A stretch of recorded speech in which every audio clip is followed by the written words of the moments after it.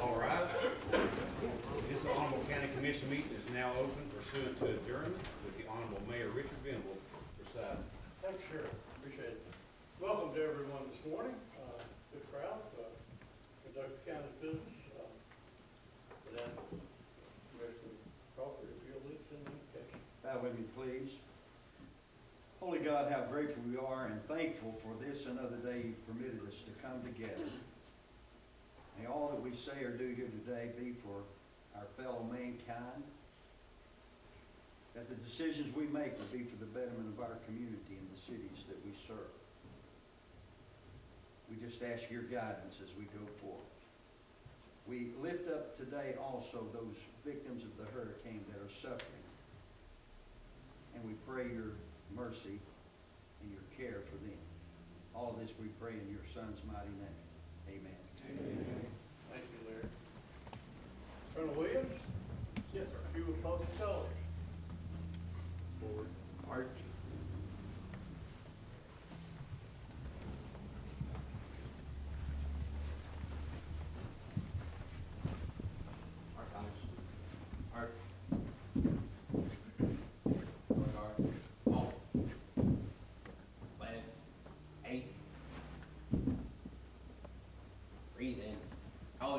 Ladies and gentlemen, join me in the Pledge of Allegiance. I pledge allegiance to the flag of the United States of America and to the republic for which it stands, one nation, under God, indivisible, with liberty and justice for all. Order. Colors. Right. 8. Forward. Arch.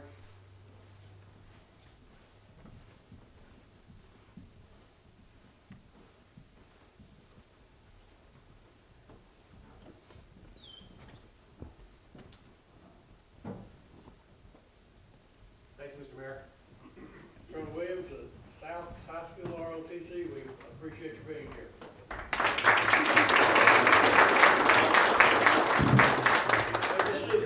Colors. All that are here are in order. So, Madam Clerk, would you take the roll? Please record your attendance for the board open, please.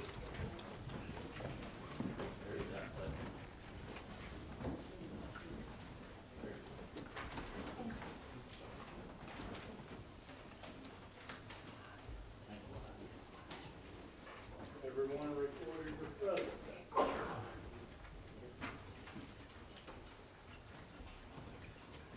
Madam Clerk, take the roll. 23 present, 1 absent. Thank you. Again, thanks everyone for being here this morning. Next on your agenda is the approval of commission meeting minutes of our previous meeting, and those have been mailed to you electronically, and we have a motion to accept them as filed. Crawford, Morrell.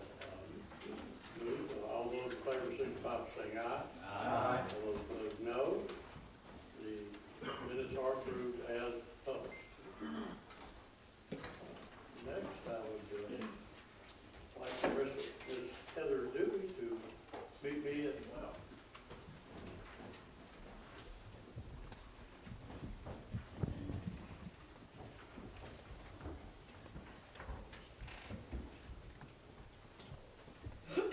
Heather, it's a pleasure to have you with us today as we celebrate the library.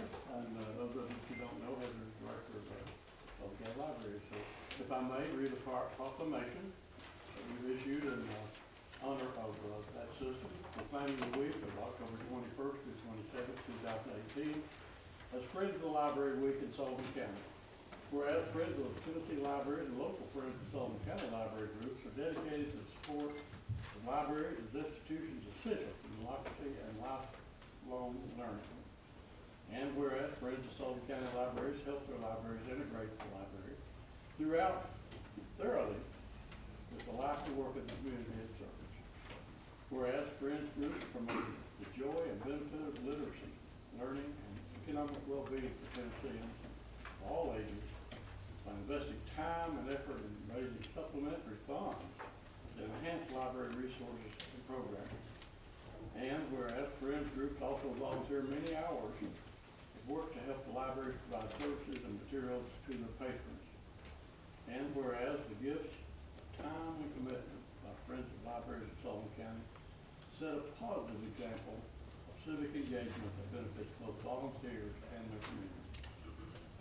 Now therefore, I, Richard Venable, Mayor of Sullivan County, do hereby proclaim the week of October 21st through 27th, 2018 as Friends of Library Week in Sullivan County, and encourage all citizens to join me in this worthy observance.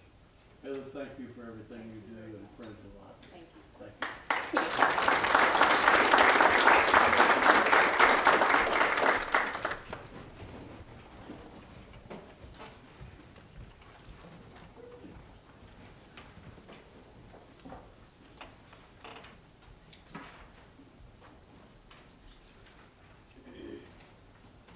Next on our agenda are appointments and confirmations. And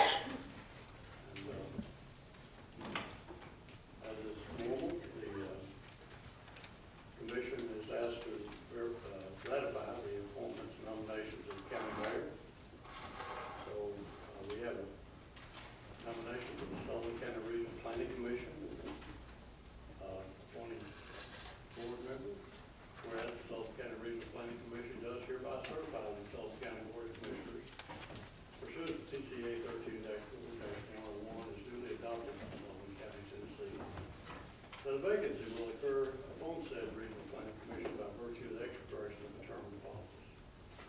And whereas the Sullivan County Regional Planning Commission further certifies that nominee Mary Rouse, Bristol, Tennessee, is qualified and willing to serve on the Sullivan County Regional Planning Commission. Now therefore be it further adjudged and decreed by Sullivan County Mayor Richard Venable in his authority to appoint members of said Regional Planning Commission pursuant to TCA 13-4-1. That nominee Mary Rouse be appointed to serve on the Sullivan County Regional Planning Commission the term of October 2018 to October 2022. I would ask for a motion to approve this appointment. So moved. Gardner and Andrew Cross, David Baker, second.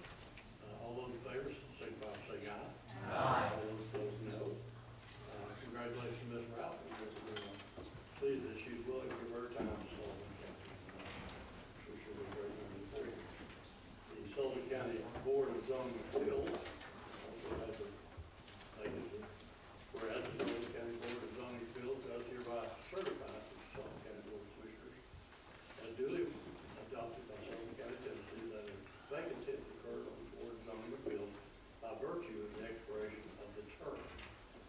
And whereas the Sullivan County Board of Zoning Appeals further certifies that nominee Alan Reed, Peachville, Tennessee, is qualified, willing to serve on the Sullivan County Board of Zoning Appeals. And now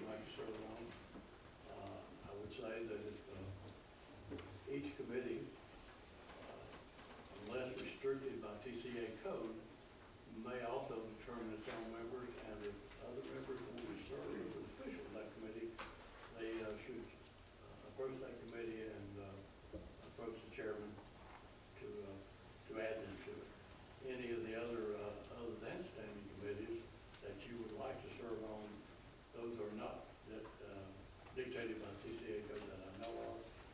And so, if you see a committee on there that you'd like to be on, obviously, we will accommodate you. And again, as the committee's organized, I'd like the chairman, we could do for the chairman. So, you had this for review. Commissioner Shaw, you wish to be recognized. We don't have a motion on the floor, but I'd like to do that if we may.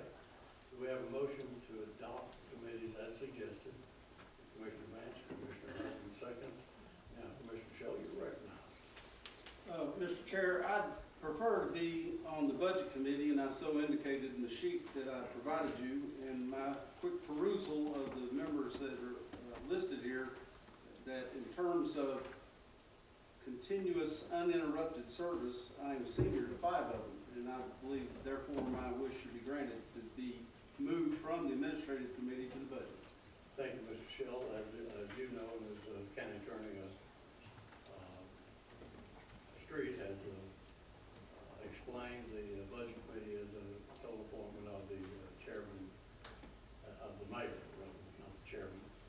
And I appreciate your willingness to serve on that committee, but I balance the experience of our returning commissioners, and it was in my estimation that we need experience on each of these other standing committees other than budget.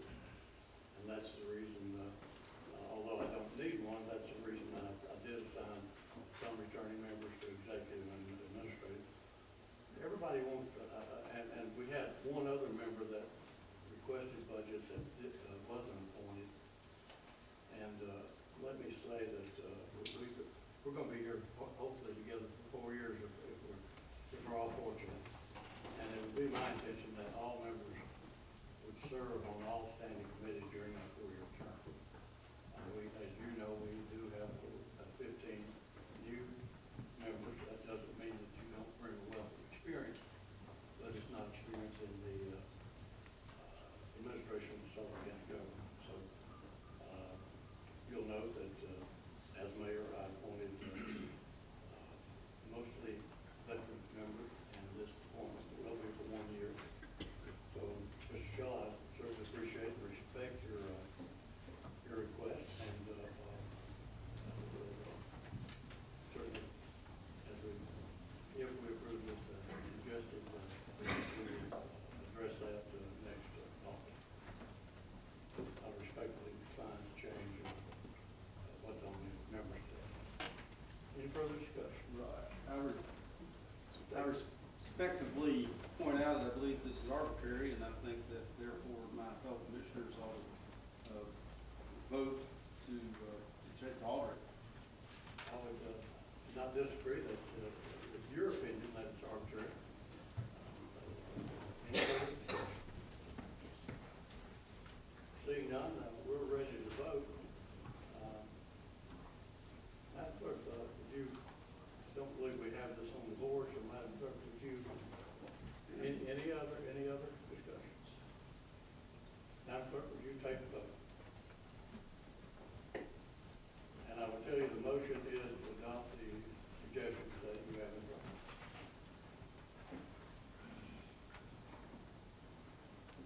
you. She does have a So you have it on the board. Okay, thank you. We weren't aware of whether we don't have a motion, so cast your vote. Board's open.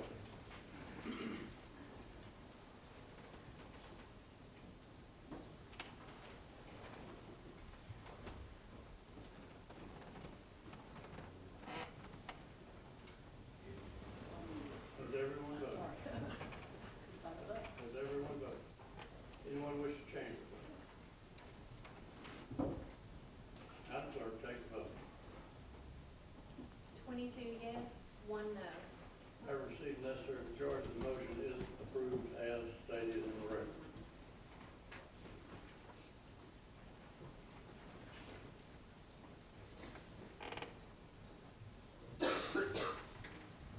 Next up on your agenda is the approval of notary publics. Madam Clerk, would you read the list back?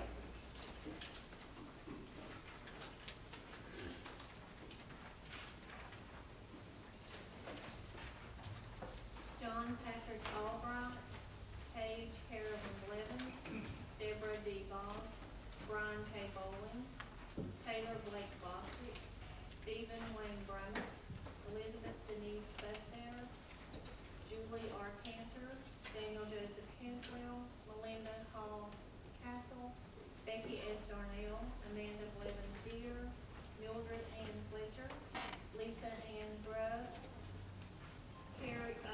Lisa Dawn Grubb, Carrie J. Jowry, Michael D. Hamlin, Michelle S. Hatley, Bruce A. Hawks, Sarah Lauren Hillman, Catherine Latham Holt, Janice L. Humble, L. Kathleen Johnson, Jessica Dawn Jones, Sherry Hillman King, Allison Thurman Cox, Joelle J. Lamb, Patricia A. Leon, Lori A. McNutt, Wanda K. Michael, Nancy A. Murray, Cheyenne Morgan Powers, Kimberly Ann Showman, Amanda Smith, Mariah Seibert, Angela Taylor, Susan Thompson, Marcia Vanderpool. You've heard the list. Is there any objection? Motion to approve the surety bonds also, sir. Are we supposed to be approving those at the same time as the? The surety bonds? Yeah, we're supposed to add those on there, isn't it? You don't think we've been doing that in the past? If you were to read that list, do you have it? We don't normally read it, I pass them out to You you, passed them out? but I will read it. Oh, well, it's fine. Everybody's got it. Approve those at the same time. Commissioner Vance, thank you. And they will be included in your vote. We have that on the board. We have a motion for adoption. Commissioner Crawford, second by Commissioner Ross. We have it on the board. When the board is open, please cast your vote on the list of nominees for notary public.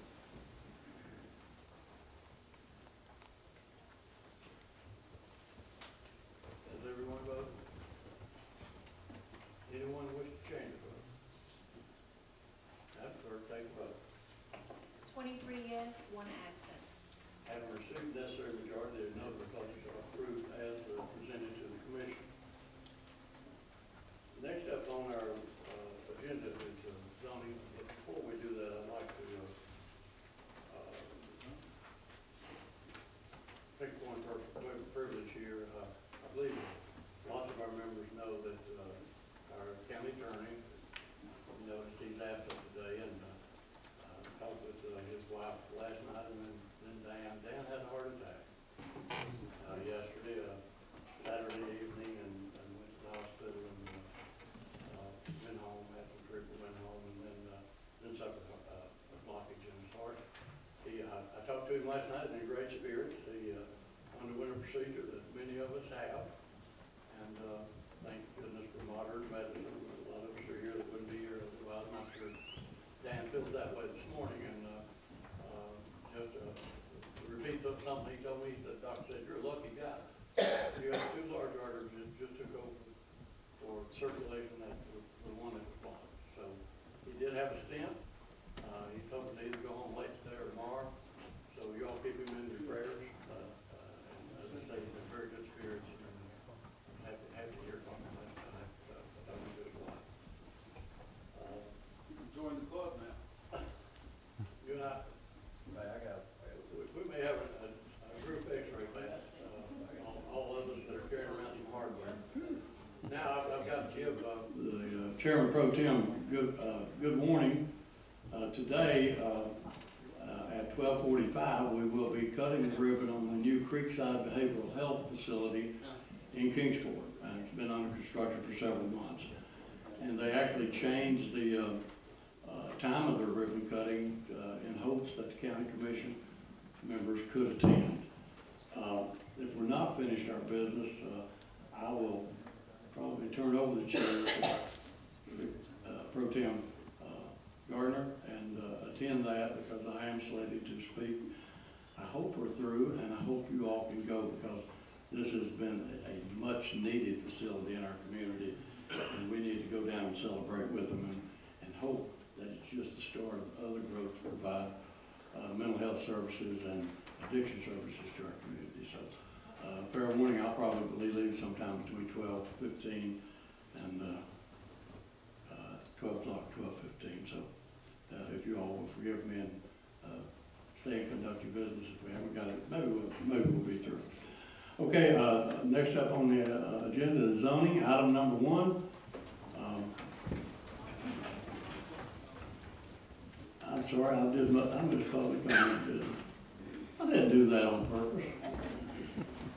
Because public comments have been really a pleasure for me lately. Andrew, would you bring the list up?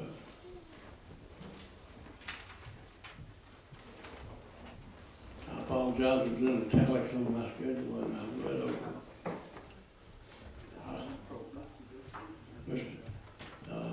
First on the list, Mr. Sheriff, it's always a pleasure to see you, sir, and I appreciate your calling that to my attention.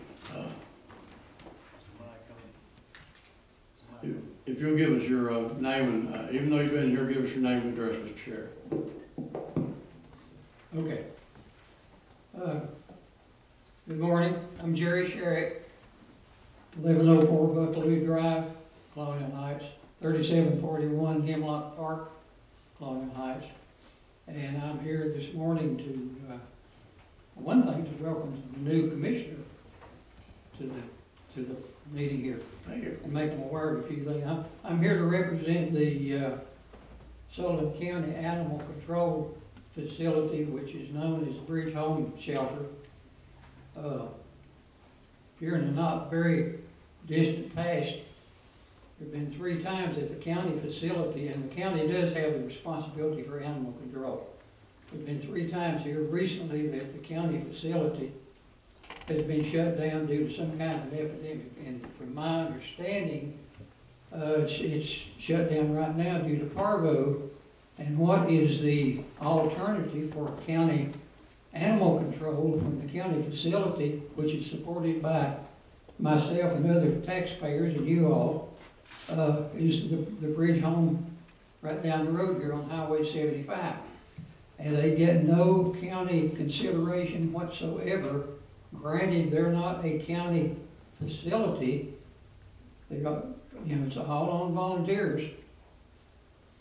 And, but they could use some kind of support if you all could see yourselves free to provide them some kind of support. There was an article in the paper here the other day where somebody, the county facility was closed, somebody tied a dog to the fence down there after hours and it chewed the leash loose and got out in the highway and got run over. That's not good. There's a lot of times that when the county facility is shut down or something, then people go down there at night and put their animals across the fence. And in any case, Bridge Home No-Kill Shelter is providing a facility, a good facility. Y'all need to go down there and visit, especially you new commissioners need to go down there and visit this. It's the largest facility in the county, and it's unsupported. And I guess I used up my 2 minutes. Pretty close, but you go ahead. Okay. Well, one more thing that I would love for you all to consider sometime during this legislative year is a road to this new super school. You've got the super school going down here. It's going to have bulletproof windows. It's going to have a swimming pool. That's nice. But if you all go down here at exit 63 and get off and look at it, there's no decent road going in either direction, and it's a very, very dangerous intersection. There's going to be somewhere between 400 and 800 young recently licensed drivers that are going to be getting off at exit 63 every morning, getting on exit 63 every afternoon, plus about 60 school buses. So y'all need to really give a close look to something to do with the road going into the new super school. And with that, I thank you for your time. Thank you, Mr. Terry. I usually don't comment, but I just checked, and I don't think our shelter is shut down for parvo. It's up and running. But we always, sir? It was in the paper a couple of days ago.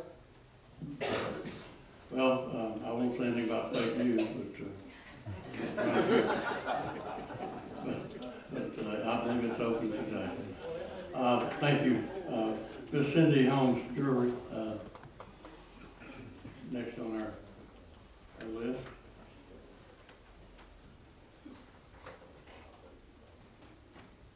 Good morning. I'm Cindy Holmes Drury. I live at 340 Canterbury Drive here in Bluntwell. And I believe it's the Unicorn shelter that's been closed for parvo recently in the last few days. Thank you. I'm here to voice my concerns regarding the future of our county's animal shelter. And forgive me for reading for notes, but I get terribly off course if I don't. I volunteered there during the operation of SBK, and I continue to help as I can. Most recently assessing and pulling dogs from the shelter for Pete's Sake Rescue, a small 501c3 organization based in Bristol, Tennessee. I was very concerned when I learned about the resolution seeking to establish negotiations to consider a partnership between our county, Kingsport, and PetWorks. Commissioner Shull is correct in stating that much has changed since the county left the organization last year. Sullivan County has a lot of new members, and welcome to all of you. But in fact, much has stayed the same, namely the leadership and management of the PetWorks organization. I'm not here to disparage anyone, but let the facts speak for themselves. These are the facts and not just stories. Our county was left with a mess to clean up. Piles of trash and junk sat visible on the parking lot placed there by shelter and county employees just after the county took over in January. The building was filthy. There was a severe infestation of rats everywhere, in the ceilings, in the cat room, in the kennels, and in the offices. Neglect and lack of maintenance were visible everywhere, from the broken chairs out in the enclosed dog runs to the awning over the front steps which hung rotted and torn. There was a constant lack of required vaccines and needed medications. On more than one occasion, we were told that they had been ordered or were on their way. There were outbreaks of parvo and distemper, which closed the shelter and claimed the lives of many animals. There was a lack of proper medical care as well. I was a witness to this, and I paid vet bills out of my own pocket for many animals there who were denied veterinary care. I don't think that every dog can be saved, nor do I expect a shelter to pay exorbitant vet bills for every dog. But a shelter should provide care for the animals entrusted to it. It should alleviate their suffering and give them a chance for a better life. I understand the desire to consolidate services and save tax dollars, but what's the price of compassion? We cannot place our animals' welfare in the hands of incompetence. While our little shelter isn't perfect, it's certainly better than it was a year ago. Staff and volunteers are working together diligently to return the facility to a no-kill status, as we did for nearly a year and a half in 2015 to 2016. On behalf of those who know the situation best, as it was then and as it is now, I make this impassioned plea and ask you to carefully weigh the decision before you today. Why even open the door when you know what's behind it? I must agree with the quote I've heard our good mayor utilize in the past. Those who ignore history are bound to repeat it. Thank you. Thank you. Next up on our list is Lori Solid. Lori.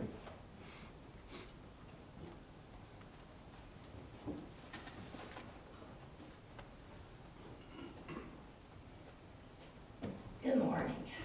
I'm Lori Solid, 326 Walnut Trail, Bristol, Tennessee. I also am here to be a voice for the animal shelter. Does our shelter need help? Absolutely. Is going back to PetWorks an option? Absolutely not.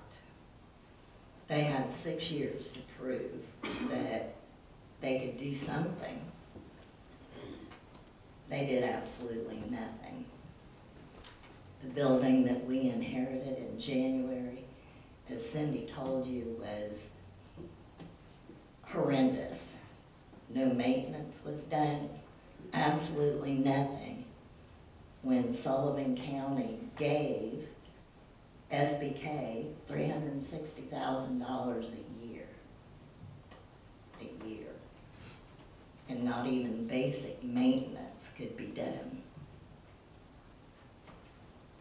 I think Sullivan County lost enough when we opted out of SBK. We lost $75,000 that we gave them for the land. We lost $38,000 that we gave them for 2 new vehicles. Absolutely nothing was done. They focused on a new building and nothing to do with the dogs. They had $107,000 in a vet care budget. Dogs went without care. They went out. They didn't have their needed vaccines upon intake. As Cindy told you, volunteers in this community stepped up to get those. Shouldn't have to be that way. Can we do better? Absolutely. I have faith in Sullivan County residents to step up to the plate to help the animals of Sullivan County. There is a way to alleviate and to get a better shelter, but we need that shelter to be a 501c3 as soon as possible. A 501c3 will enable us to get the big donors in. It will also enable us to get grants. It will enable us to do fundraisers. It will enable us to get all kinds of free things, from dog food, toys, flea medicine, collars, leashes. The list goes on. There's several companies that do events and fundraisers and give money to 501c3s. So it's entirely possible for us to have a new building. A building that's functional, not the bells and the whistles like Washington County, who's already in financial trouble because it looks aesthetically pleasing to the public. There's nothing nice about an animal shelter. They're there because they've been surrendered by people who don't want them any longer. They were put out on the street. They were bred in horrible conditions. We do have so many options here. They don't care if a building is aesthetically pleasing. They care if they have a clean place to lay their head, food on available, fresh water. So we can do something. So I'm asking you to step up and give Sullivan County residents and animal lovers a chance to make this work. Thank you. Thank you, Ms. Solid. I appreciate it. That completes the list that I have before me, but if we have other people in the audience that would like to address the commission for any reason. Yes, ma'am.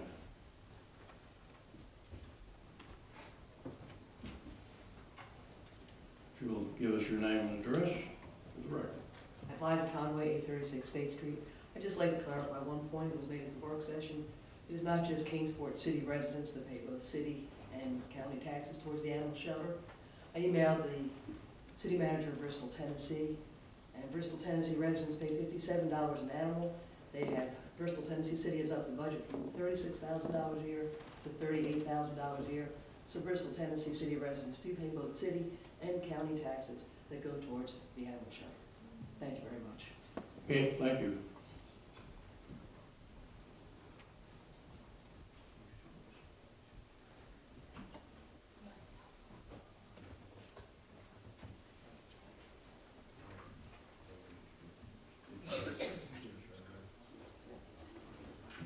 Liza, could you give us your address? I'm sorry. 836 State Street, Bristol, Tennessee. 236? Oh, 836. I'm sorry, I usually ask for that. Thank you. Anyone else would like to address the commission for any reason? Public hearing is now closed, and we'll proceed to where I was before. is zoning, and item number 1, and Commissioner Gardner moves approval of item number 1, seconded by Mr. Charlton. And I'm gonna, well, let's vote on that. All those in favor, signify by saying aye. Those opposed, no. Item 1 is adopted, and I'm going to turn this over to Amber, because Amber, you have an amendment, I believe. Yes, yes. So I'm sorry to hit this with you on your second month, but we will go through it in detail. From time to time, the Planning Commission of Sullivan County makes a recommendation to you all to amend the zoning resolution. And the zoning resolution originally was adopted by the County Commission in 1988. And so from time to time, it requires some text amendments to keep us in line with the needs of the community. And so we have been studying a couple of these text amendments over the summer. Also, you should know that because we are a regional planning commission, and Bristol and Kingsport are also a regional planning commission, any amendment to our code requires consideration from all 3 regional planning commissions in our county. Bluff City is not a regional planning commission, so we do not take our amendments to them. So these, in your packet, in your zoning packet, it's a separate from your other resolutions. If you'll turn to this page, you'll have the highlighted changes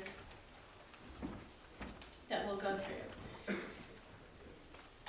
So very quickly, the top paragraphs have to do with definitions.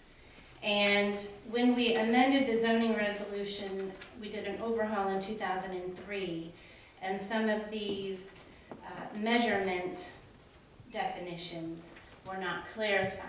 And so what we did is we studied what other communities do, what the National American Planning Association has defined, and it just helps us out. Specifically, surveyors and contractors pay very close attention on how you measure building setbacks on a lot. And keep in mind, not every lot is rectangular or square, and so it's very tricky sometimes. And so you have to have standard definitions that are in keeping with what other communities do as well. So those are just minor clarifications in how we measure building setbacks. And those were unanimously approved by all 3 planning commissions. The second amendment has to deals with accessory dwelling units. ADUs is commonly referred to across the country. Some of you all may be familiar with grandparents are often nowadays raising their grandkids. New couples are still living with their parents, or we are taking care of our parents as they age in our home. So the definition of a family has expanded beyond mom, dad, and kids. And so from a planning standpoint, how do we deal with a larger household on one parcel of land? And so we have been studying what other communities have done across the state. Again, I always refer to the American Planning Association. There's a lot of papers and studies on accessory dwelling units. And so what we put together is about a 3-part thing. The second paragraph in the middle of the page is actually what we already have. We do allow accessory dwelling units, and we have since 2003. Amber, if I could interrupt. Yeah.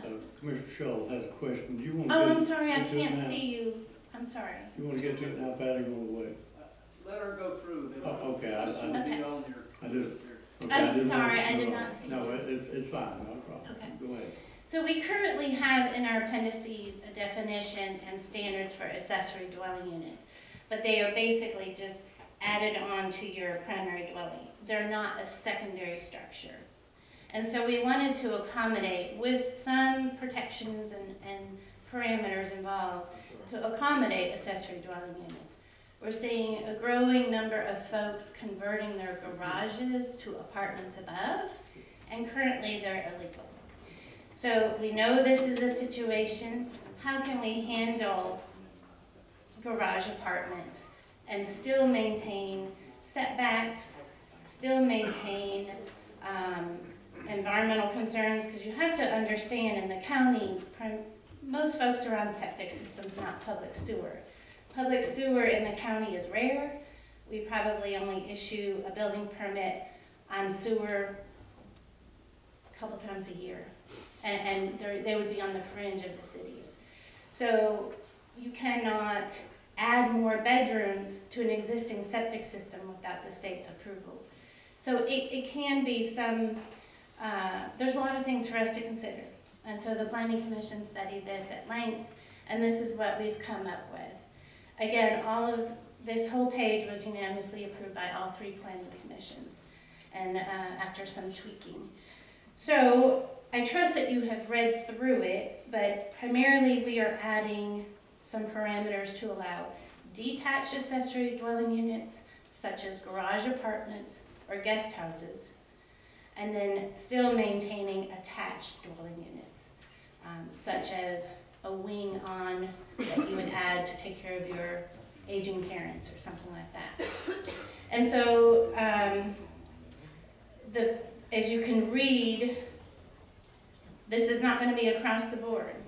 So if you're in a subdivision, a lot of subdivisions have deed restrictions. They would not allow these. They would not be allowed for a full detached secondary dwelling unit such as a mobile home. In that regard, you should just subdivide your land. If you want to give land to your children so they can live close by, we already have that process. You just subdivide the land. This is where it would truly just be for guests and maybe some family living there. So it is not to be considered another primary dwelling, if that makes sense. And so the definitions are pretty standard. We looked at what other counties did across the region. Rutherford County is dealing with a lot of this. We have the same growing pains as we do up in here in Sullivan County. So I'll take any questions. Mr. Shaw, you're recognized. Okay. Amber, first, I appreciate the effort of you and your staff to continually update our zoning and all that. But what you brought us is not what we normally see. We normally see a zoning proposal that affects one business or one family or one person. And this appears that it could have an effect on lots of people. And so what I'm struggling with is, it may make perfectly good sense, but I don't have any way of gauging the impact on our citizens once this change goes into effect. Okay, so that is correct. Normally what you see on a monthly basis is an individual request to rezone their specific private property. And we go through that public process, whether it goes to our planning commission or the city planning commissions and then back to you all. And we do public notices and we mail letters to the adjoining landowners. We go above and beyond what the state law requires, and we always have. The zoning code was adopted in '88, as you know, and we have been administering and enforcing that code in our office ever since. This has come to us out of the need from the community. This is not something we just made up. We did a lot of windshield surveying. We know this is going on illegally. It becomes a building code issue. We want to encourage people to build these garage apartments to code, as opposed to coming in, getting a building permit for a garage, and we know full well that attic space will be converted after we leave. This is happening, and we know there is a need. We know we're not alone. We know that other communities are doing this. Again, we want to protect subdivisions that have deed restrictions, even though we don't enforce the deed restrictions. That's why we put a 2-acre minimum. We want to make sure we safeguard the septic system area, make sure there's enough land to support these extra bedrooms. But from a building code standpoint and a zoning code standpoint, we would like to see people do the right thing and come in and get a building permit up front for a garage with an apartment above it, if it makes sense. That way our guys can inspect it, you know, from the ground up properly, and those people have a safe place to live, as opposed to a conversion later that won't work. And so we know that's just one example of what's going on across the county. But I mean, this is reflective of what has come before us over time. And we've repeatedly had to say, no, I'm sorry, you can't do that. And so some people have understood, and you know, it might mean that they have to move because they need to take care of their expanding families. How we get the word out, we do it by our department's Facebook page. We do it by, we've had probably 5 meetings on this at the Planning Commission level. We've engaged our contractors and our surveyors. They know it's coming. They're anxiously waiting for it to come. So can I afford to send a letter out to every landowner? No, I don't have the time or the resources. But yes, from time to time, a zoning amendment will potentially affect every county landowner. That's just the nature of zoning. I don't know how else you can effectively get the word out. We don't issue water bills. I can't put a note on the water bill, so I don't know how I would reach everyone. So, but I mean, I understand that, but maybe once every other year this county commission considers text amendments, and I think we do a pretty good job getting the word out, more than just the standard public notice. Look, these are reasonable rules, and I want everybody to follow the rules.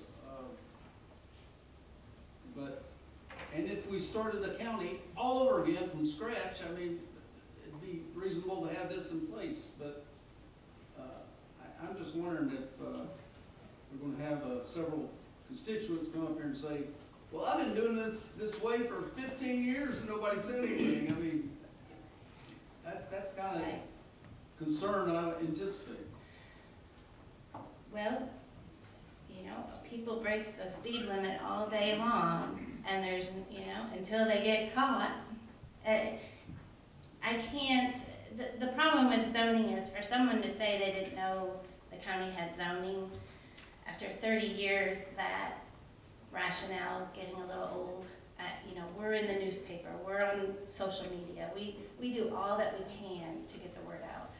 If you hire a contractor and he doesn't know the county has zoning, then I would question his, you know, his business. So I understand there are still some people who don't know, like individuals, but there are a lot of transportation laws that I don't know, but I hope I follow the road rules. I don't know how else to get the word out. All I can do is, if we certainly don't want to amend the zoning code to satisfy one person. You know, that's a huge no-no. That's something that, you know, we discuss at length. Are we really doing this for the betterment of the community, or is this going to cause a heartache down the road? And we don't want to do that. So I really feel confident that we have studied this at length. I would also share that real estate and their appraisers come to us because they find these garage apartments, and then we have to provide a zoning compliance certificate so that they can market that property accordingly. And if I say, I'm sorry, that garage was built in 2002, yes, they got a building permit for the garage, but they did not get a building permit for the conversion, that's what we're stuck with. Thank you. I believe Commissioner Vance has a question now. Ms. Corbett, first of all, let me say this. I don't want to do anything to deter development in this county. And it's a couple of things down in part 2 of the accessory dwelling units to a flag up to me. That it says on A, 3A, part 3A, it says square footage shall be no greater than 50% of the total square footage of the primary dwelling, and shall be included in the total accessory structure maximum allowed square footage limitation for the zone lot, and shall be permitted only on lots 2 acres or greater. So if I read this correctly, if I had a house and it was 1.5 acres sitting on it, and I wanted to build a structure, say my house is 1,200 square feet, and I wanted to build a 600 square feet, or say 700 square feet, attached accessory dwelling, and if I don't have 2 acres, I can't do that. Is that correct? For a detached. For a garage, I could not build a garage out of my house. No. It must have a minimum of 2 acres. No, just the garage apartment, not the garage itself. You're allowed up to 2,000 square feet total detached accessory structure. But if you add a garage apartment above it, that would be within that 2,000 square feet. So the idea and the intent about this is, if you're gonna build a separate primary dwelling, go ahead and subdivide the land. I mean, we do that 10 times a week. I approve minor subdivisions all week long. So if you have 1.5 acres and you want a place for your kids to live, or your parents or whomever, go ahead and subdivide the land. Well, let me ask you this question. It also says it's for boathouse and houseboats. No, not houseboats. There's a distinction between boathouses and houseboats, and people often, a houseboat is, something that's manufactured elsewhere, has a motor, you see them on the lakes, they're tooling around. A boathouse, above the flowage easement of TVA, is another structure. And many boathouses have bathrooms, kitchens, bedrooms.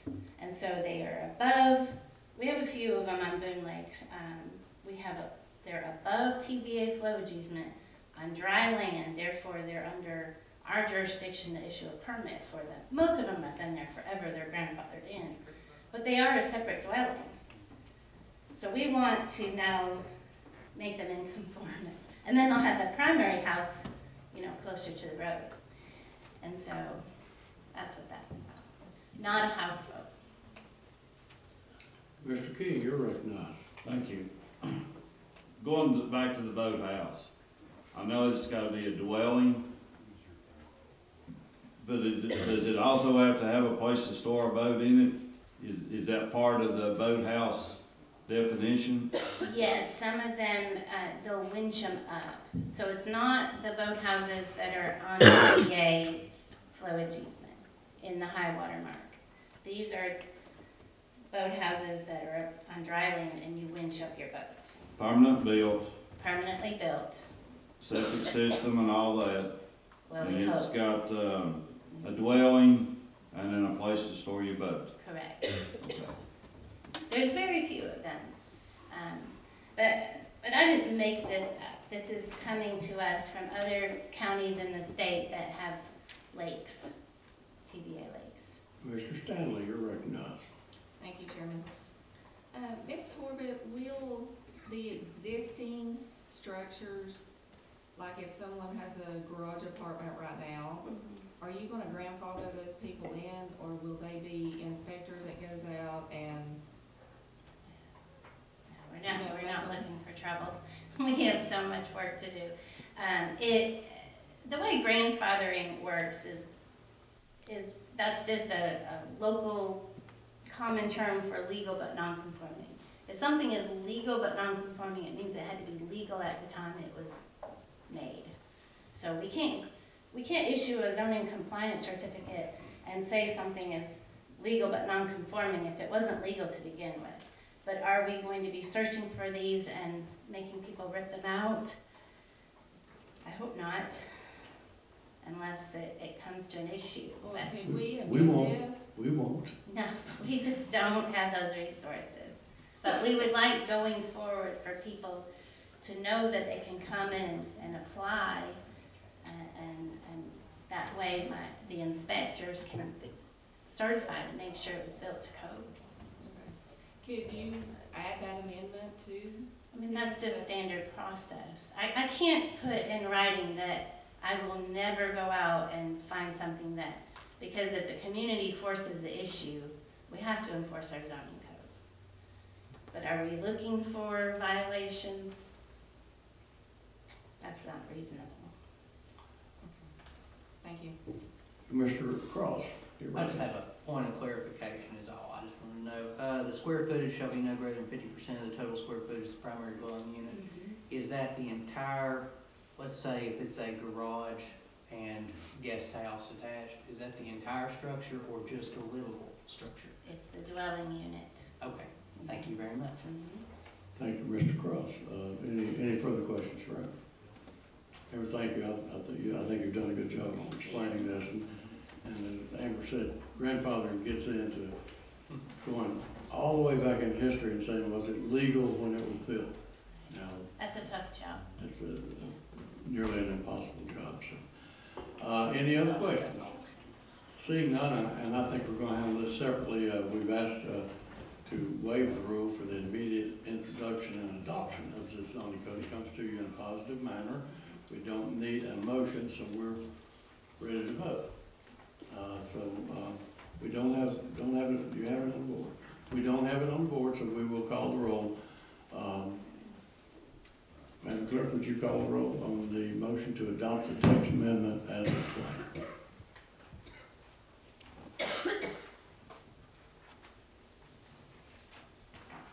Hayford, Yes. Blaylock, Broughton, Calvin, Cole, Crawford, Yes. Frost, Yes. Crosswhite, Gardner, Yes. George, Glover, Parker Road, Yes. Hutton, Yes. Jones is absent, King, Yes. Leonard, Yes. Locke, Yes. Morrell, Yes. Schultz, Yes. Stanley, Starnes, Stidham, Yes. Vance, Yes. and Woods. No.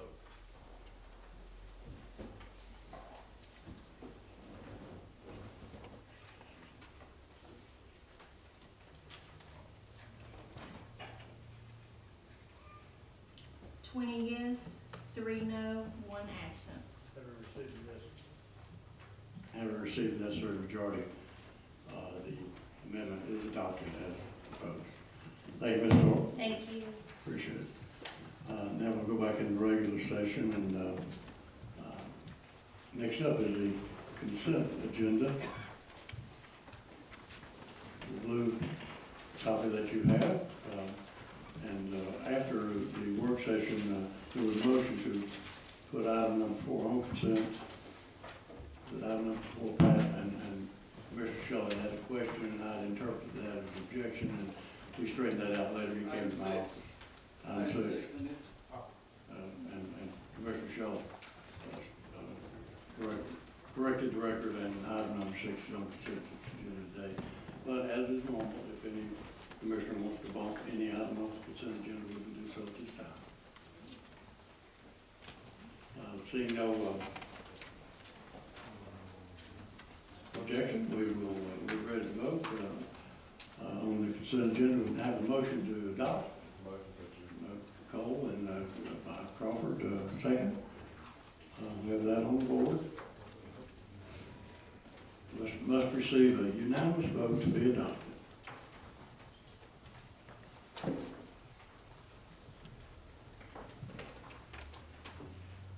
Has everyone voted? Anyone wish to change their vote? Madam Clerk, take a vote. 23 yes, 1 absent. Have received the necessary vote. The consent agenda is adopted as presented. Next up is resolution agenda for new business. As I mentioned on Thursday evening, you've done your work and we don't have any old business, so it's all new. And Mr. Shelley, you're recognized on item number 2 on today's agenda on first reading. Thank you, Mayor.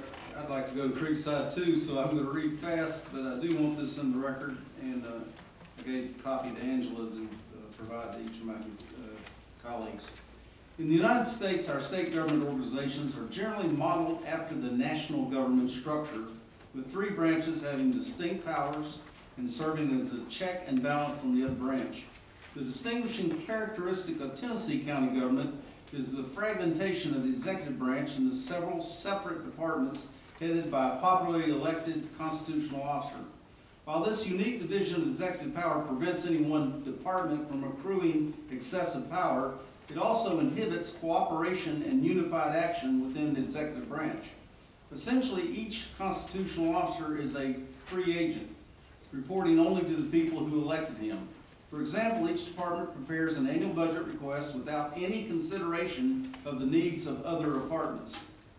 Further, since public funding is not unlimited, these departments do, in fact, compete with one another to secure funding by appealing to the legislative branch. Thus, the county commission, which sets the tax rate and approves the final unified budget, is the check upon the executive branch and must balance the funding requirements presented by each executive department. Another unique feature of Tennessee county government is that a constitutional officer can sue the county if this officer believes that the commission has not provided enough funding necessary to support the operation of his department. Again, this officer has no obligation to consider the effect of his action on the other departments. Unfortunately, within the last 5 years, Sullivan County was sued twice by one of its constitutional officers, each time due to a disagreement regarding department funding levels. The lawsuit was not an unforeseen natural disaster like a tornado, but settlement of the suit had an unplanned significant financial ripple impact on the entire county government. In my view, appropriate long-term planning conducted by both the department and the commission working together could have provided the required understanding and cooperation needed to resolve the dispute without recourse to legal action.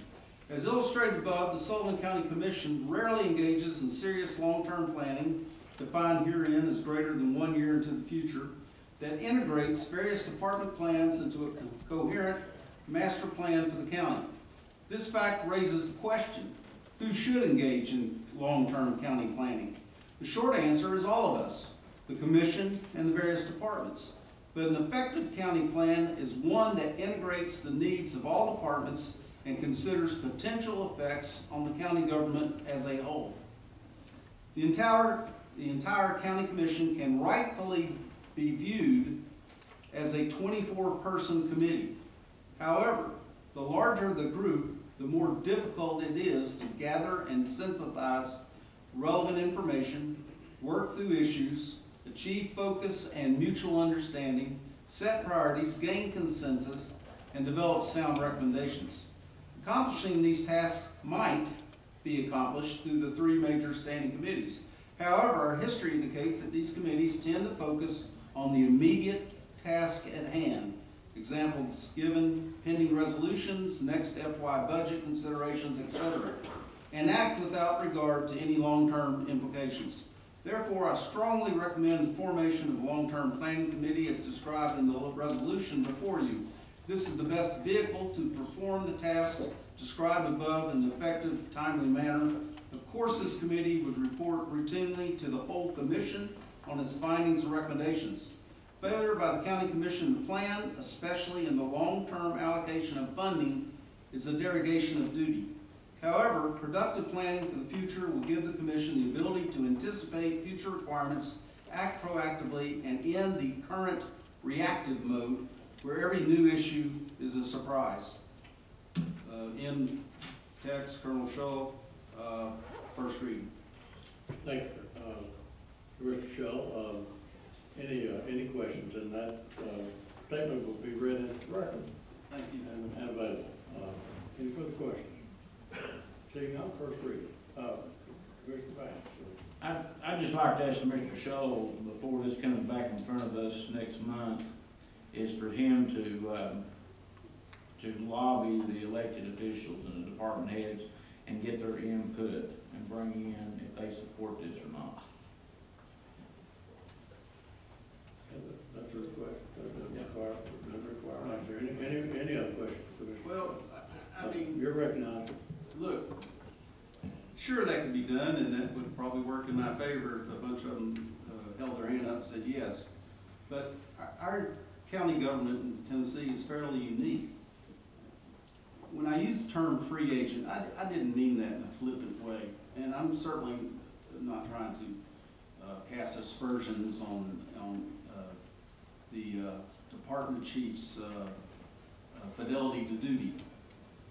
However, they are fairly independent in our system, and they have the ability to resist a certain amount of oversight, not completely. We have the final word.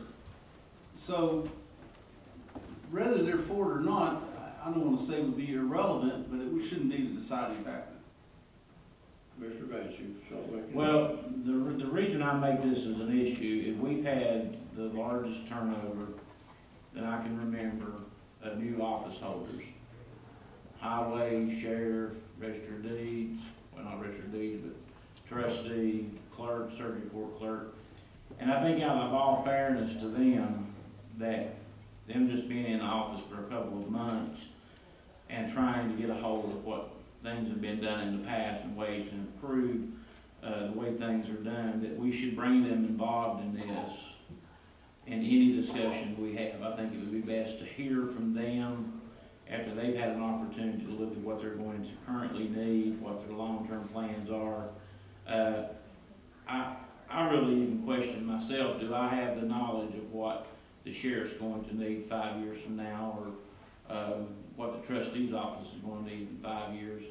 And I think it's very unfair to these new office holders is us to try to come up and create a plan, basically involving every department in this county without them at least being brought in on the front end and saying, you know, are you for this? And I think bringing them to the table first and letting them work on what they need internally and present that back to us is a better way to do it. And I just don't want to create any conflict or friction between these new elected officials, office holders, and this county commission that we're trying to circumvent what they were elected to do. And that's how I feel about it. And I will not vote for it unless the elected officials and department heads are in support of this and their support. Thank you for your remarks. When you have a chance to review what I've written with your copy, you'll see several points in there that indicate that this is a cooperative effort between the departments and the commission, in my view. So if it's a cooperative effort, Mr. Shelley, you won't have a problem in asking them to present a response to the commissioners they're in support or not in support of this before we take a vote. Would you agree to that? Well, Dan's not here, and I wish him the best. I've been in his shoes. If there's nothing illegal about me sending an email asking for their input, I would be happy to do that. I'll rule on that, there's nothing illegal. Thank you. Because they don't have a vote. Thank you. Any other discussion on item number 2? Seeing none, it'll be on the, maybe not, sorry. I sit in the front just so you see me. Hey, you're blocked from me. You don't have to look at me, and I don't have to look at you.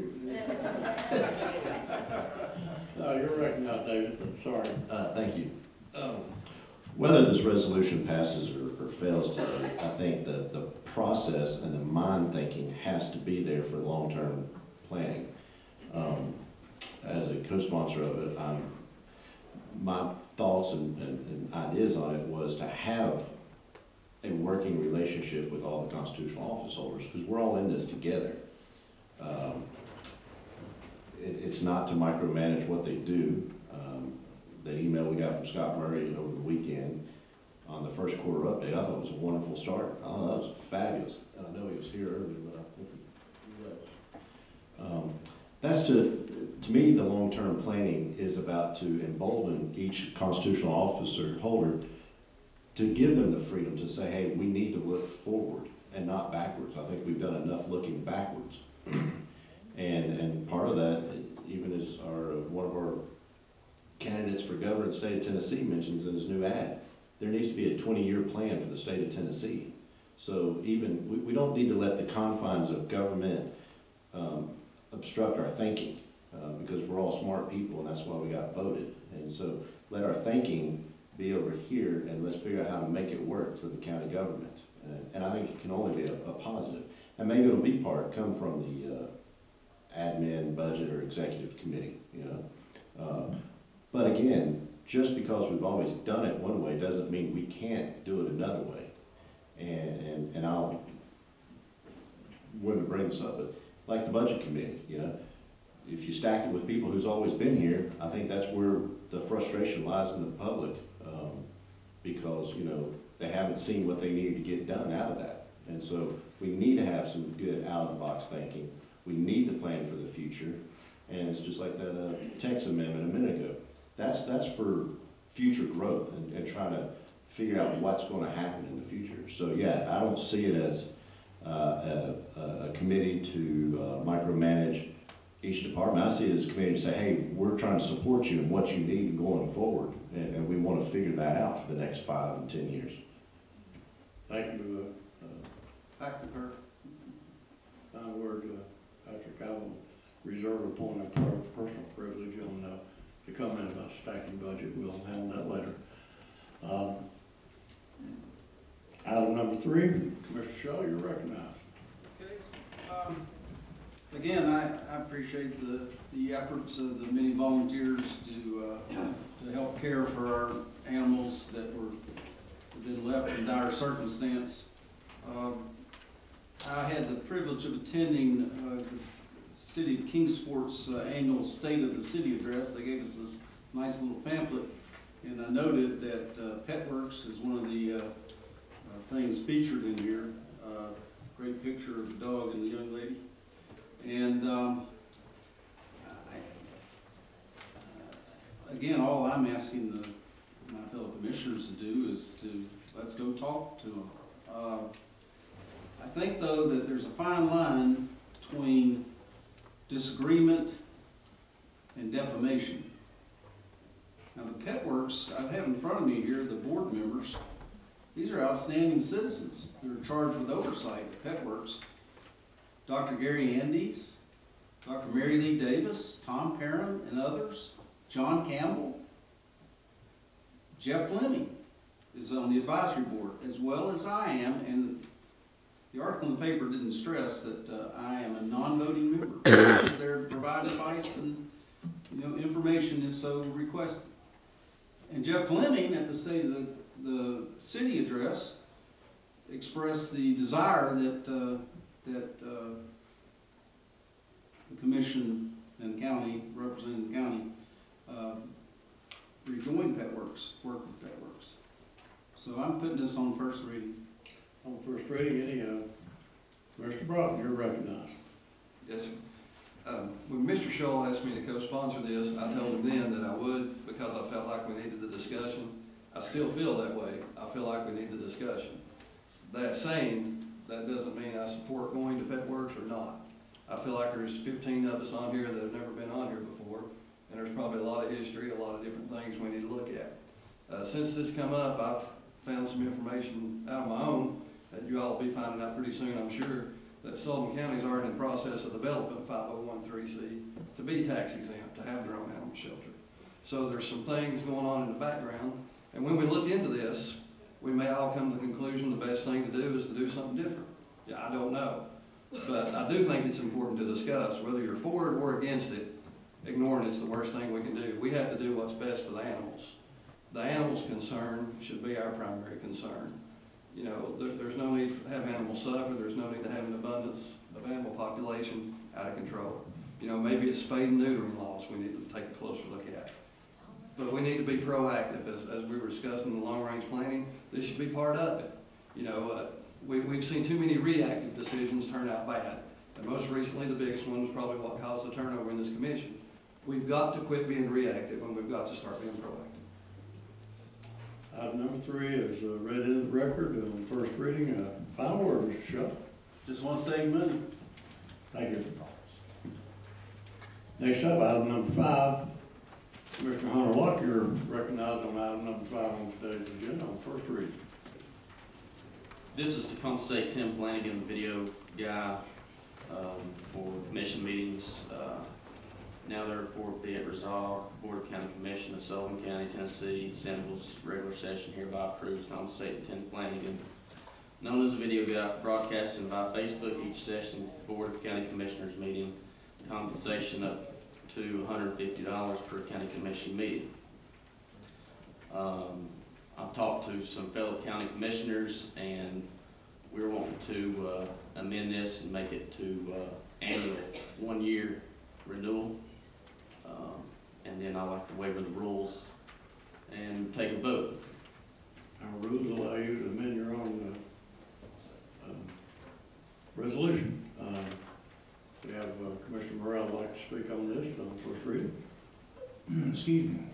Thank you, Mr. Chairman. Just wanted to just concur with Hunter about the amendment on that as an annual renewal agreement.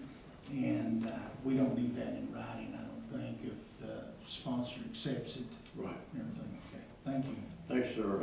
Hunter, you mentioned you bring it to a vote. You want to, are you moving to waive the rule today? Yes. So the sponsor moves to suspend the rule for the immediate introduction and adoption of item number 5 today, seconded by Commissioner Broughton. Any discussion on the suspension of the rules? Commissioner King. As I said Thursday night, thank you, Mayor, I just have a problem, us spending more money and everything, everything's going to come out of the, our funds, or, our general funds or fund balance or wherever, that's still taxpayers' money. And, I'm not against the concept of doing this, but I'm just against where the money's coming from to pay for it. I know that it had been said that some people had been putting advertisement on this, and that's how he had been paying for it in the the past. That's the way he'd been paying for it. And now that maybe he hadn't been doing that. We got 24 commissioners in here. There's $1,800 is what we're talking about. I'll be the first one to say that I'll pay for the first month myself, out of my pocket. And Hunter and the rest of you that co-sponsors, I challenge y'all to do the same thing, or set up some kind of fund that we can pay for this without it going to the taxpayers. So, that's my pledge. I'll do my part, and I'll pay for the first month. So, I guess Hunter's in your court now. I don't think there's a county or city in this state that don't have live streams on their meetings. This is all about the voters that can't make it here, that put us in these seats. This is us trying to give back to them in a way if they can't make it. This is $1,800, and that's $150 a month, and we'll leave it at that. If you support what I've got, then vote no, or if you vote yes. Mr. Broughton, you're recognized. I understand Mr. King's concern, and Mr. Flanagan will tell you I've spent about as much money with him as anybody in here. But this isn't about $1,800. This is about providing this information to the public. This is about providing a service that folks that aren't here are able to receive. As it's been brought up in our work session, not everybody has internet. That's true, but most folks do. And most folks can reach our meetings this way, and it gives us a resource where we can review our meetings. And for that alone, I applaud what Mr. King said. I don't have a problem with it, and as Mr. Flanagan will probably tell you, I've probably been one of his biggest financial supporters over the last 2 years. But to me, this is about providing a service for the taxpayers, and for $1,800, we're not going to get a better return on investment as far as getting this out to the public. Thank you. Any other further discussion? on the motion to, I misspoke myself, is to waive the rule. Mr. Gardner, you're recognized. I didn't mean to cut you off, Mayor. That's all right, I'm just saying I misspoke myself, says suspend the rules, but he moved to waive the rule, which is a local tradition. You're recognized. If there's no further discussion, I was going to call for questions, sir. Thank you. I'm sure you wouldn't cut anybody off, you're a nice guy. But nobody else appears to want to speak on this, so I think we're ready to vote now. And our help up here, this is going to be on the board, so it will require 16 votes for passage. When the board opens, cast your vote.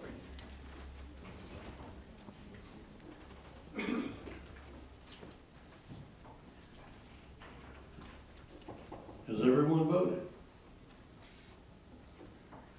Anyone wish to change your vote? Madam Clerk, take the vote. 22 yes, 1 no. Having received the necessary, I'm sorry, and you were going to say one absent. 1 absent. One absent, I'm sorry. Having received the necessary majority, item number 5 is adopted. 6 was on consent, so we're up to item number 7. That would be on first reading. Commissioner Still, you're recognized on item number 7. Thank you, Mr. Chairman. I'll make this very brief since we have other work to go do today. This is established the Veteran Service Office Ad Hoc Committee to provide no more than 3 plans to replace the current Sullivan County Veterans Office partnership that will be dissolving retirement of the current Veteran Service Officer in July, August 2020. There is one change. I'm not going to read the whole thing, but whereas the Sullivan County government currently provides funding for the amount of $8,000 annually to Kingsport, there was a change when we got the copy of the budget today. Virginia, I guess, had requested an increase. Instead of $3,000, it is actually $3,900 now in the new budget. So $900, the total $11,900 going to the Veteran Service Office in both Kingsport and Bristol, Virginia. Whereas establishing a VSO committee with local veteran organization members will provide this commission with valuable insight about the services needed for Sullivan County veterans, the ability to provide these services in a more cost-effective manner, also reducing the possible loss of services to Sullivan County veterans, with future closing of the VSO office in Kingsport. As I said before, the numbers at the bottom, the number of county commissioners, are all anything that you guys would like to change on that. I'm able to accept any of those. You've heard the explanation seconded by Commissioner Cross-White. Commissioner Crawford, you're recognized. Thank you, Mr. Chairman. Gary, exactly where's this VSO office in Kingsport? I'm unfamiliar with the location. It is in the American Legion office in the V.O. Dobbs Center in Kingsport. Okay, V.O. Dobbs, okay. There are other organizations as well as the VSO office there? Yes. For veterans as well, correct? Yes. City building. Mr. Stanley, you're recognized. Thank you, Chairman. Commissioner Steele, I was wondering how many people do you know how many people that the VSO in the Bristol, Virginia services from Sullivan County? No, I can't give you that number. I do know on average it's anywhere from 80 to 90 for the Kingsport office. I have those numbers monthly, but I don't have the numbers for the Bristol office. Okay, because I think that this money should be going back to our Sullivan County veterans here that are in need. So if I don't have a problem with it if we have a lot of the county veterans from here from Tennessee that goes to it. I don't have an issue with that. But if we're just funding something that's out of state, I think that money should go back here to the veterans of Sullivan County.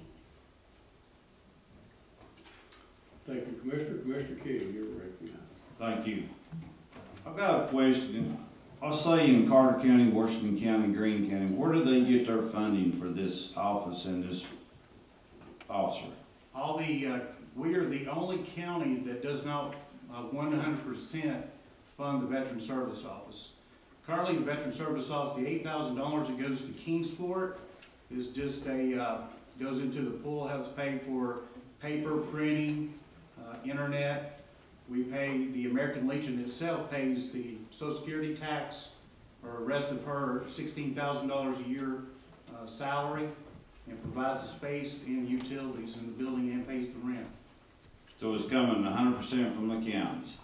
In the other counties, yes. In the other counties. And this morning I put a information sheet on each of your desks. Even Hawkins County, with 5,000 veterans, has a full-time 100% paid by the county office. Now, this committee is not saying that we're going to go that route. This is just to form a committee to sit down and review what we can do in the future. And by bringing these veteran organizations together, they have the insight. They know what each veteran in our area needs. Whereas we have 24 commissioners here, we have 3 that work directly with Veteran Services, Ms. Crosswhite, Mr. Sam Jones, and myself. This would give the opportunity for the veterans to have a say-so in what kind of office they want, where they want it put, and what kind of specialized needs it may be required of it. The nuts and bolts will come out of this committee, and by having the commissioners on it, we can deal with the financial, the budget issues from there, and let the veterans themselves and organizations, American Legion, VFW, AMVETS, those other organizations tell us what the veteran actually needs. So that would kind of give us, this is going to be their office, let's get the information from them, what they need, and then we can go on with the budget issues from there. And I can guarantee you one thing, we're going to be looking for the most cost-effective way to run this. Currently, the veterans organization in Kingsport is picking up the biggest tab on this, around $22,000 a year they're paying out of pocket, out of their organization to fund this office. Would that be something possible in the future, is partnerships with these organizations? Has anybody looked at grants? Is there grants available anywhere that you could apply for to get to help compensate this office and officer? Well, with the new governor coming in here shortly, we don't know what the future of funding will be from the state. Currently, there are no grants that we can get directly for the way it's set up now to do that. But we're hoping with the new governor coming in, there will be some funds. The Veterans Organization for the state level will be reorganized.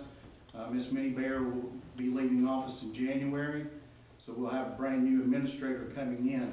So that's the purpose of having this committee, is to search for those things, see if there's partnerships out there, and what kind of money after January when the new governor comes in, for what we can establish. So this gives them, let them do the workload, and then they can bring it back and say, this is what we need, this is what we found, and then what we can do from there. Okay, thanks. Thank you, Mr. King. Mr. Vance. As Sam Jones mentioned back several years ago, we tried to do something to this, and we got some resistance because of the lady in Kingsport. And with her retiring, I'm going to support this resolution because it definitely needs to be done. In reference to the Bristol Veteran Services, the Bristol Veteran Services used to be on Lee Highway, right there where the Falls is built. And so back a couple of months ago, I started trying to explore where was the Veteran Services facility at, and it's actually now up in Abington. So that kind of alarmed me that no veteran in Bristol should have to always drive all the way to Abington. So I'm going to support this and hope that we can come up with a veteran service program maybe located in Bluntville to be more centralized for all the people to be able to come to one location. Thank you, Mr. Vance. Madam Crosswhite. Thanks, sir. Of course, Gary and I sponsored this, and I don't feel like veterans are going to Abington. They're either going down to Kingsport or they're stopping in our chapter. I did this on our work session. We have 7 service officers that work Monday through Thursday. We're all volunteers. The only support we get is from fundraisers and donations. I helped a little gentleman, show you how bad it is. We need to educate these veterans. Helped a gentleman a couple of weeks ago. He joined the Navy in 1955, was injured in the Navy. And I said, sir, why haven't you claimed benefits? I didn't know I could. We need to get the information out to these veterans, but when we finally get us a service officer here in Bluffville, our chapter will continue, and hopefully this $3,900 that's going to Abington can come to our chapter. But the need is there, people. The need's there. Thank you. Thank you, Commissioner Crawford. What would be the downfall of moving that office from Kingsport to Bluffville? Gary and I would probably say that we probably need 2 offices, or one person that could work here and then maybe go a day or 2 to Kingsport. I believe the last time this came up in 2007, they were looking at the population. But if it's going to be a 100% funded by the county type thing, if that's what comes out of this committee, then it really should be moved to Bluffville. If we're going to have a new partnership with another group, then that's kind of what this committee will kind of decide and give us some answers And on. I think from that standpoint, I commend you on the fact that you're going to have a committee that's going to be looking at those different things that could be done, even the possibility of moving the office to Bluffville. Yes, correct. Okay, that's real good, I think. Thank you, Mr. Crawford. Commissioner Shelley, you're recognized. I think everybody knows that I have a soft place in my heart for veterans, and I can support this. I would like to point out, though, especially to our newer members, that you had a copy of the budget put in your box this morning. I would take a hard look at that and look at the page that shows all the funding that goes to nonprofit groups, of which this is one. Volunteer fire departments, another prominent example. We are not compelled to support any of those. Now, you can make a case for every one of them, especially the volunteer fire departments. But you ought to look at those and understand what it is that we're doing so that you're not surprised when this rolls around budget time. I think this business about moving this to Bluffville, I think we're putting the cart before the horse. This is an exploratory committee, the way I view it, and that's what we ought to do, and look to see what makes sense. I think Gary's handout is very important because it shows that our veteran population in the area bring a lot of dollars into the area by virtue of the benefits that they receive, that they're entitled to, of course, and it benefits the county. Thanks. Thank you, Commissioner Starnes. Thank you, Chairman. I just want to say, being a great niece of a World War II veteran, this is very, I applaud you all for doing this, and I'm going to support it. I just had one question, and refresh my memory, I may have missed this. The lady that does this, she gets paid for doing this? She does, $16,000 a year. The $8,000 goes to basically to fund the office, paper, internet, and everything, and then she makes $16,000 a year. We pay the Social Security tax and the rest of her salary out of the American Legion budget. And when this goes into effect, the volunteers will still work there, right? Well, this is just a committee to look at what we can do to replace this office when she retires. So the nuts and bolts of it will come out of the committee and come back to us to review and to vote on. That's why I asked for at least 3 plans, because how many times I sit on the other side of the fence here and heard the commission say, well, you only gave us 1 plan, well, let's give them 3, and then we'll know from which was the best one that fits us here in Sullivan County. Thank you, Commissioner Crosswhite. Ms. Starnes, all the service officers at Chapter 39 are volunteers. We receive no pay, we just get donations and do a lot of fundraisers. Thank you, Commissioner Stidham. Last word, first reading today.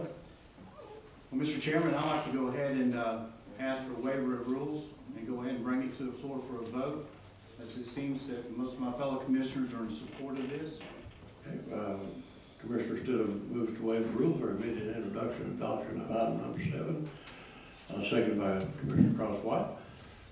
Any discussion on the motion? When the board opens up, please cast your vote.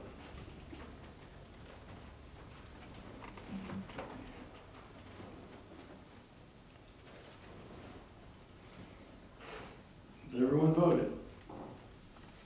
Anyone wish to change your vote? Now, clerk, take the vote. 22 yes, 2 absent. Have received a necessary majority. Item number 7 is adopted as proposed and amended. And Commissioner Siddle, would you make, you probably already gave it to the clerk, but what you spread on the desk? Yes, I'll provide a copy. Okay, and just a reminder to most members, anything that you do spread on the desk, clerk needs to done, and she's the first one that gets a copy. Okay, thank you. Next up, item number 8. Mr. Angie Stanton, I believe the late file here. Did you announce the vote, Teresa? You did. Okay, thank you. Mr. Stanton. You're recognized. Thank you, Chairman. This resolution is to post a 35-mile-per-hour speed limit sign on Cold Springs Road. This is off of Highway 36 in my district. We've had some calls from some people about people going really fast through the subdivision. And the highway department went out and assessed it and everything, and he said that there was no speed limit signs that was posted in that neighborhood. One gentleman has had 2 people that was going really fast through this, coming down a hill that has literally ran through the front of his house. So we're going to start with the speed limits, and our highway commissioner said he felt like it was very important to install those to let the people know what the speed limit is. Okay, you heard the explanation, seconded by Commissioner Sam Jones, and if this is on first reading, and you will just leave it that way. Commissioner Broughton, you're recognized. I'm just a little confused because we had a resolution on Cold Springs Road in District 6, and that's what that says. If it's in your district, it's not 6. No, this is for... This whole thing is stuff. Thank you. Yeah. 2 different things. This is supposed to be on Brookfield. The resolving clause does, I believe we need to correct a typo and remove the resolution to post on, I saw that too, but we can do that. Do you want to know first reading, Andrew? Yes. So we will We'll change it. We will do that. This, as I mentioned, this was kind of a late filing, and we generate copies from other resolutions. Commissioner Cowell. On the resolution request review from the highway department, you might want to put Sam Jones on it. He's on it. Well, on ours is Master Good. Yeah, on the second sheet. Right, on the second and sheet, the highway department. We replaced him with Commissioner Jones, and we may have even asked his permission to do that. Not sure. Commissioner Stanley, you have any final words? On that? We'll fix the typos. We'll fix the top. We'll fix the typo. Mr. King. I just got a question. Thank you, Mayor. I got a question, Angie. Has any law enforcement been out there writing tickets for these people? They have been notified, and they are starting to go out in radar out in. But have they been writing tickets? I don't know if they've been writing tickets yet, because this just came up like around 2 weeks ago. My whole point is, you can change all these speed limits down to 10 miles an hour, 25, whatever you want. But if nobody's out there to enforce it, what's the purpose? Yeah, I know that they have been out there radar though. So, if you're gonna be effective at reducing speed, you've gotta have somebody out there enforcing the speed laws. Yes, I agree, but I also think that we need the speed limit posted so people will know. If there's not a sign, I agree with you 100%. But if you're doing it from 35 to 25 and nobody's out there writing tickets, then what's the purpose of it? Now, there's no speed limit signs posted nowhere out there. All right, thanks. Thank you. Final word, Ms. Stanley. We'll fix the typos. Fix the typo, we'll do that. Thank you. Read in the record of passing on first reading. Okay, that completes the resolution agenda that I have. I have a couple of housekeeping things, a little more than housekeeping. Mr. Bailey, I believe you have spread on the desk a letter from Tennessee Control of the Treasury. And you're recognized. Each time that the State Comptroller's Office approves some document, most of the time it's debt, leases and so forth as required by the statute, they require that we present the approval back to this body to get it into the minutes. So you can ask any question you like. I will say this about this particular request. Normally we do issue or authorize tax anticipation notes. We were thinking this year we were probably not going to have to, but we may have to yet. Looking at how the tax notices are going out today is how quickly we get money back in, because we do have bills to pay, and the bills come in the summertime, and just like they do the rest of the time, and it kind of depletes where we stand, and we do want our vendors getting paid on time and departments getting the services they request and need. Now, I've got some things I'm holding back right now, trying to think we'd make it, but I may have to issue in the next week. I'll probably get figured out whether we need, how fast the taxes turn around. So, but I'm bringing this to your attention as required by the Comptroller's Office, and I'm saying we may or may not issue this, but possibly it's a higher probability than it was 2 weeks ago that we're going to have to. So, any questions? Any questions from Mr. Bailey on the tax anticipation note?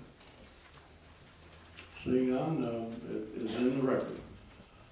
Let me mention, Mr. Walter Malone spread on your desk also this morning, information with the UT Extension Service. Walter, thank you for sharing that with us. We're always happy to have you all here. You do a good job.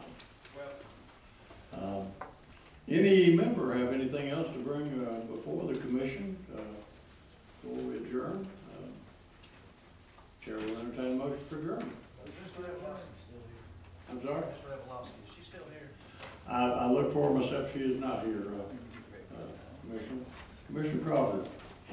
Mr. Chairman, with your permission, I know you're going to be at a meeting and so am I at the same meeting, but would we have time to have either Frank or Sheriff Cassidy come forward and explain the back sheet information we have here on the back sheet of the quarterly report?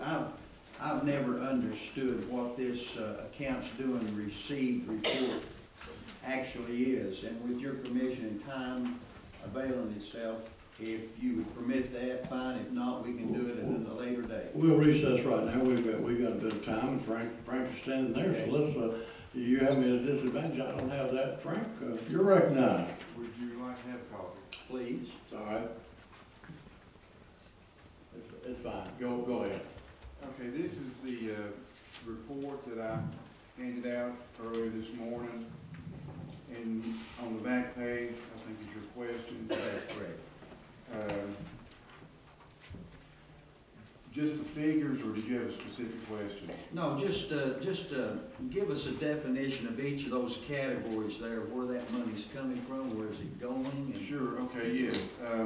These are fees that is collected by the Sheriff's Office. This is a quarterly report. This is a recap of what we received July, August, and September 2018. The officers' fees they're set aside in separate accounting revenue codes, and then they're broken apart and submitted by me to the trustee over here and put in the general fund. It's just broken out in different revenue codes for officers' fees, records fees, cash bonds that are received and then paid out back to the courts. That does not go to the general fund, that's paid out back to the courts. I submit checks to various courts in the county like Kingsport General Sessions and Bristol General Sessions, primarily receive the majority of those cash bonds. The board bill, is what it's commonly called, is the funding that we receive from the state for housing state prisoners.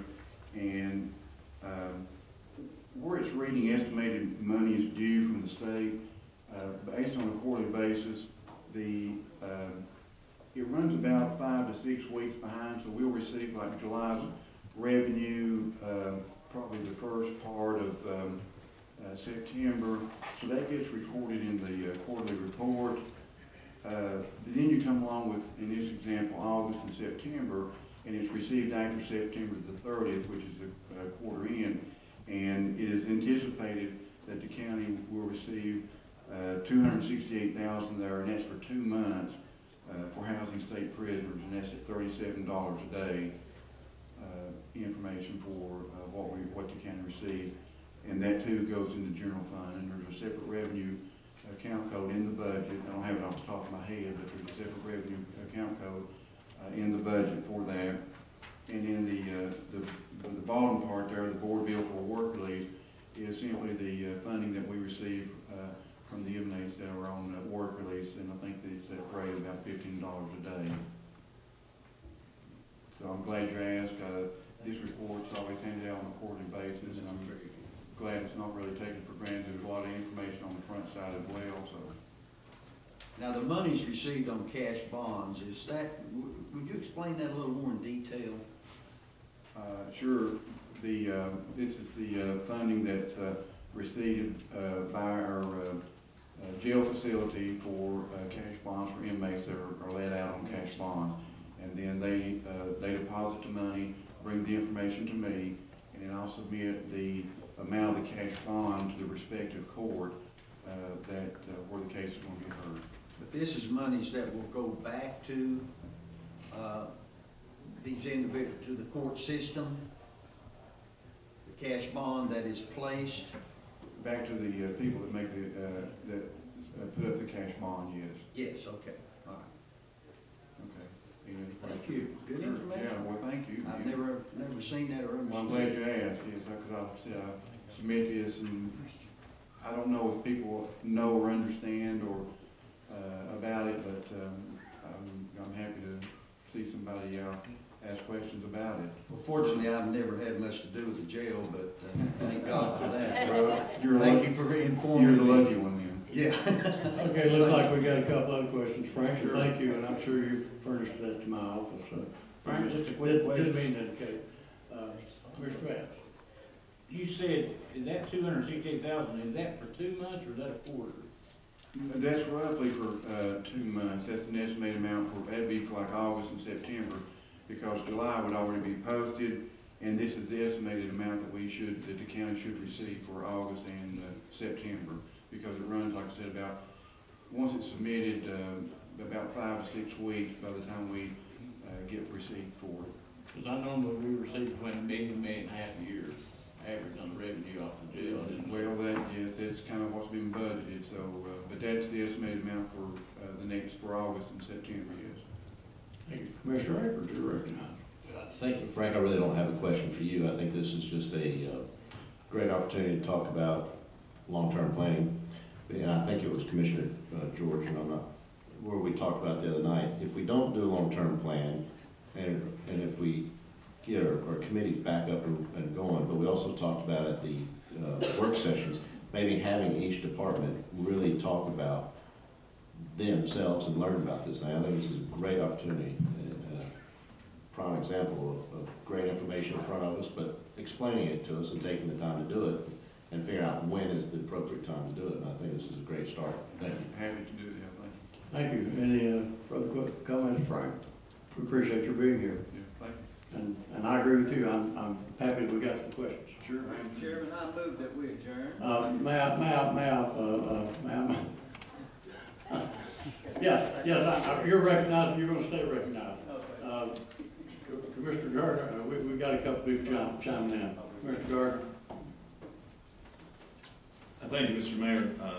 Would it be appropriate for me to call for the Ethics Committee to have an organizational meeting after this meeting is over? If since we you may do that, yeah. That's simply for the purposes of appointing a chair and vice chair and secretary. Well, that's fine if it's appropriate that you do that. You're on the member of the Ethics Committee.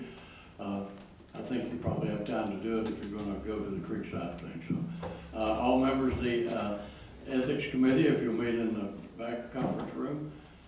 And if you choose to organize today, that'll be good. If you choose to organize some other point in time, that'll be fine also. Commissioner Stanley. I just wanted to let everybody know, along with Sullivan South going to the state, DB also made it, so we want to wish both of those schools safe travels today. I know South is leaving at 1 and DB will leave sometime today too, so I just want to wish all of them safe travels. Thank you, And good Judge. luck. And before I recognize you, Commissioner Crawford, let me say and thank you for your patience on and your approval of the committees that we did today. And as I say, I'm always open to any member that wants to be on the committee. You come to my office, we'll talk about it. And as we're allowed to about TCA code, we'll take action. But there's been some discussion that the committees would like to meet regularly every month and see all the resolutions. So I would ask each committee chair to let me know exactly if you want to see resolutions that just have to do with the general application and your committee, or if you want to see them all. And if you want to meet regularly, or once you've organized your committees, some have said that if the committees meet regularly, we don't have to have a work session. So if that's the will of the commission, I want to react to what the commission wants. Whatever you want to do is what we're going to do. So think about that. I will say that we've never had a better discussion than we've had last Thursday night at the work session. That was the most informative work session we have, I think, in my short history, have had. So again, talk among yourselves as you can, and you're not violating sunshine. You're not moving toward and that's going to be my interpretation until Dan gets back. But if you're talking about our rules and how we operate, I think that's a perfect thing for you to discuss. So, Mr. Crawford, you're recognized. With the chairman's agreement, I make a motion that we adjourn this. Have a motion to adjourn, have a second. Second, Commissioner Cross, all those in favor say aye, all those opposed no, we're adjourned.